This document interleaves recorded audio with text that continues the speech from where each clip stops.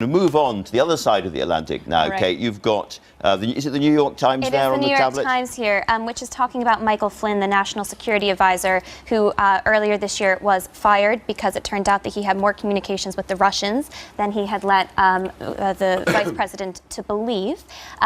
Flynn is now cooperating with the FBI and Agent Mueller, who is running the special investigation into Russia. And the New York Times... He's cut some kind of deal, hasn't he? Well, most likely. It looks like his cooperation might get him off on some of his other areas in which he might be more guilty. What the New York Times is highlighting is that Flynn might have had more communications with the Trump transition team than Donald Trump himself wanted to let on. It's an important story. Russia is going to continue to be an important story, but this is still not the smoking gun that I think most of Trump's opposition wants to find. And it concerns me that every story like this is used to prove that there was collusion. We still have no evidence that there was collusion. Who knows what will happen? We might find it. So stay calm on this story. Follow the details. Stay calm. And if you are actually frustrated with Donald Trump, going after him on Russia, I think, is the wrong angle. Go after his policy proposals. Look for other candidates that might be able to challenge him on the left and the right. Well, let's do that then, because he's coming to this country, we read this morning, in February. Yeah, I mean, apparently he's going to be here in February. There is, down in Battersea on the South Bank, a huge new American embassy that's being built. It's nearing completion. So the story is that he comes to London in February to open that and perhaps go to 10 Downing Street. Not a full state visit, but a working visit. And Can I ask you something about this? Because we've had these, I would say, actually disgraceful tweets from him this week, retweeting Britain First, which is a fascist, racist organisation.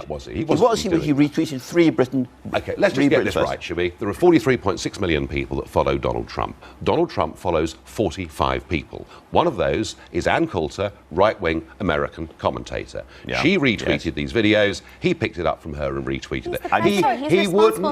He wouldn't have an earthly clue who Britain First were. That doesn't matter. Were they in good taste? Stupid. Well, he's not that stupid. He's president of the USA, well, if he doesn't and he's know what dominating. He's retweeting. Of course he doesn't. Of course he doesn't research that means everything. He is stupid. All right, no. You're dealing with a very different president here. I'm asking a slightly different question, if I may. Was that not a disgraceful thing to do? Those tweets, were they not themselves disgraceful?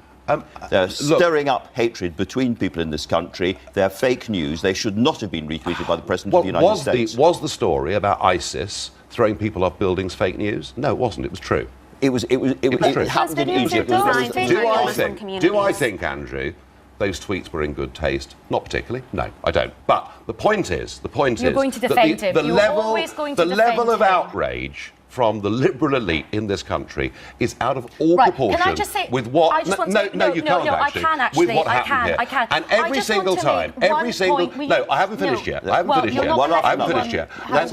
yet. And the idea that should lead to half the Labour Party saying he shouldn't be allowed to come to our country, frankly, is ridiculous. And I think is viewed by the public as being ridiculous. Aisha, Donald Trump is a racist, he's misogynistic, and he's Islamophobic. He peddles in stirring up hate and division. Now, that is something that you might agree with, but that is not what British values are in this country. And just remember... You're out of touch. As Jo Cox lay there dying, you're out of touch. The scumbag who executed her shouted out the words, Britain First. So the idea that you defend Donald Trump as... Do you actually think the President knows who Britain First are? If he doesn't know he does by now, I would have thought.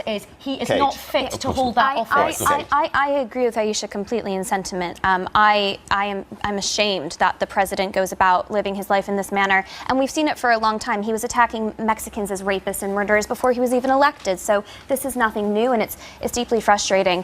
We have to live in reality, and politicians can't sever ties with Donald Trump. I think a working visit is in order. I also don't think that people should be banned from coming to the UK because of unsavory views that they hold, as unsavory as they may be. But I think we, the public, have every right to protest this. I slightly disagree. That is the right thing to do. You said that Aisha was out of touch. When you see what happened in Charlottesville, for instance, and all those people making fascist salutes, and you hear some of the things being said from the Trump administration and that Steve Bannon thing, do you not think perhaps you are getting too close to a dark kind of politics? Do you know something? I think I believe I've done more than anybody in this country to stop the rise of the far right in Britain. I did it by taking away those people who were going out and voting BNP and holding their nose. So when it comes to dealing with the far right, I've got a very good track record. Of course, I would condemn. Of course, I would condemn the extremists in Charlottesville, but the extremists on both sides, and it's very important that we don't get stuck. Nigel, look, you've done more to stir up. There are people out Enough. there are people out there on the left in this country who use violence